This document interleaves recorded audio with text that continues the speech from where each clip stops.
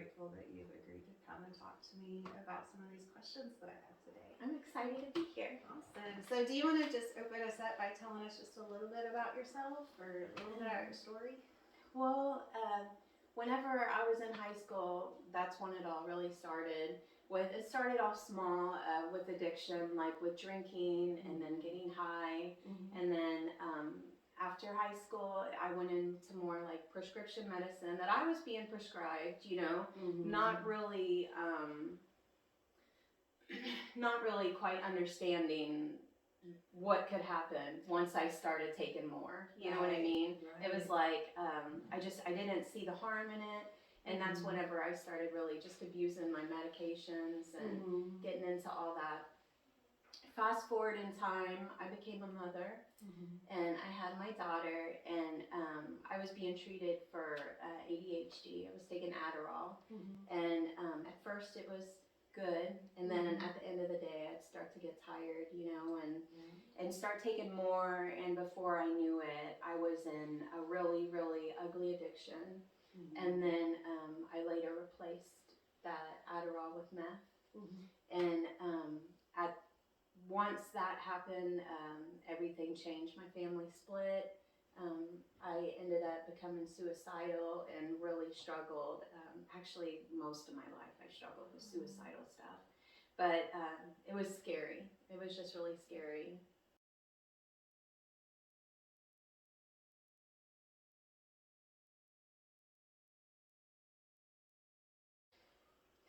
My first daughter, my second daughter, my youngest one, she doesn't really remember all of that stuff, and I'm thankful and I'm really blessed for that. But my first daughter, I spoke terrible to, and she got to see the worst possible version of me. Like, she was, I guess she was in the 5th grade one time, and I was in the bathroom, and I had just she'd seen me before I went in there. I just emptied a bottle of pills and I swallowed them. She was in the bathroom just like beating on the door trying to get me out.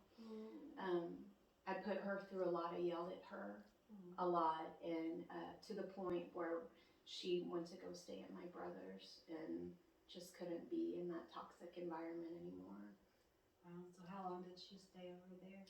She ended up being there for close to a year while I was still in active addiction, and it took about another year and a half, almost 2 years, before she would come back home and really trust, that there was a lot of hurt there. Did she go through any kind of counseling or anything like that? Yeah, she still is. Good. Yeah.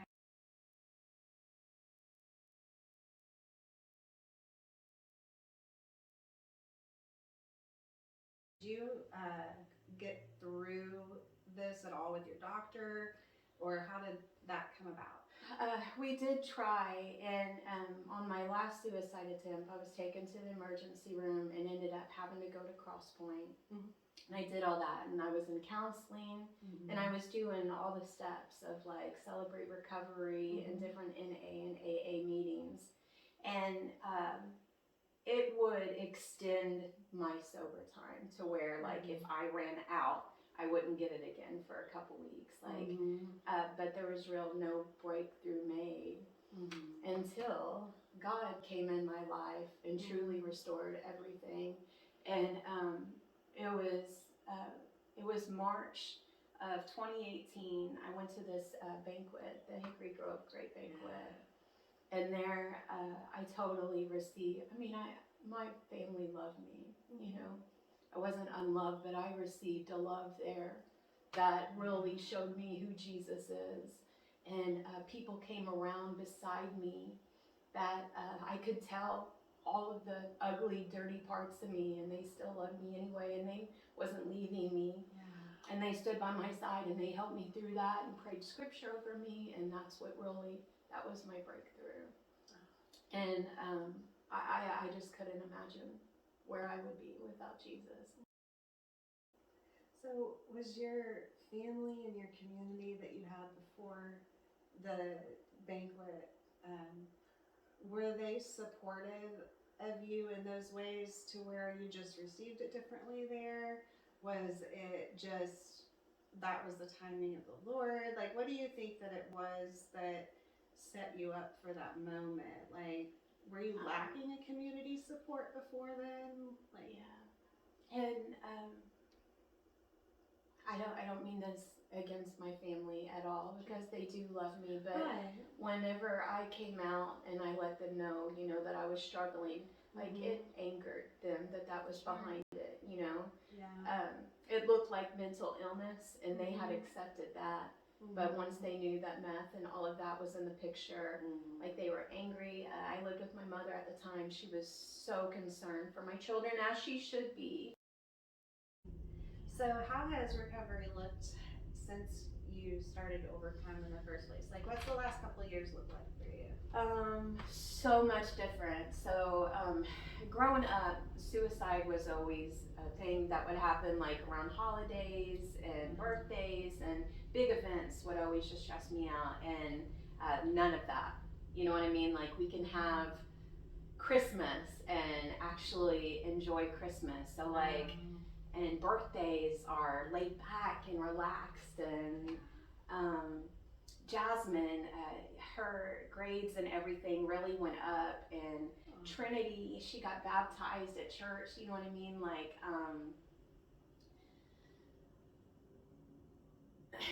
they always say that we have blessings in store for us larger than you can ever conceive. And honestly, like, I never looked past tomorrow because I didn't have any hope, you know what I mean? And anytime things got better, like, it was the best it's ever been for me. So being able to live in that has been, it just overflows with all of us, you know, like my children, like, they're happy. Jasmine, she's just, our relationship is stronger than it even was before any addiction ever came into it, you know? She was the older one. Yes. The older one. Yeah.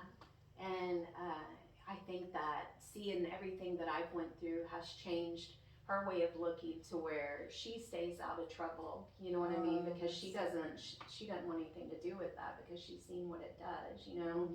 And yeah. For your younger one, whenever you share your story, is she ever shocked?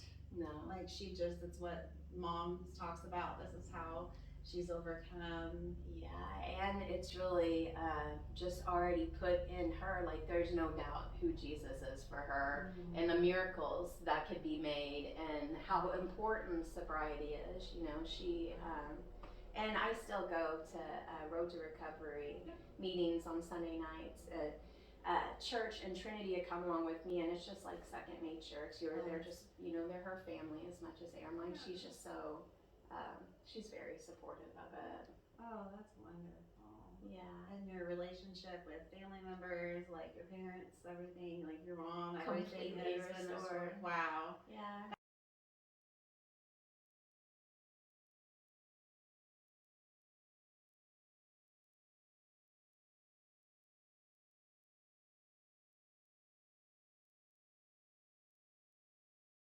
Is there anything that you would want to say to family members who have a loved one who is struggling with addiction? Any kind of encouragement, any words of support, any thoughts that come to mind? To not give up that hope, and to not shame them into thinking that is who they are, because it is not who they are. To completely love them through it, and get them the help they need, and stand beside them through it. And even after sobriety, all those things, to stay beside them through that recovery too, because a lot of core reasons of why they started using in the first place, you know, that kind of comes about to where they'll have a relapse. So just hanging on tight, and just believing and hoping for better days to come. None of us can really change the course of anyone's path, but we can sure light it up for them and help them, you know, find theirs and find the right way through it. I know. I love being that light. Oh, you are a light. You are a light too. And also, I do want to add too, that accountability of putting putting all that out there.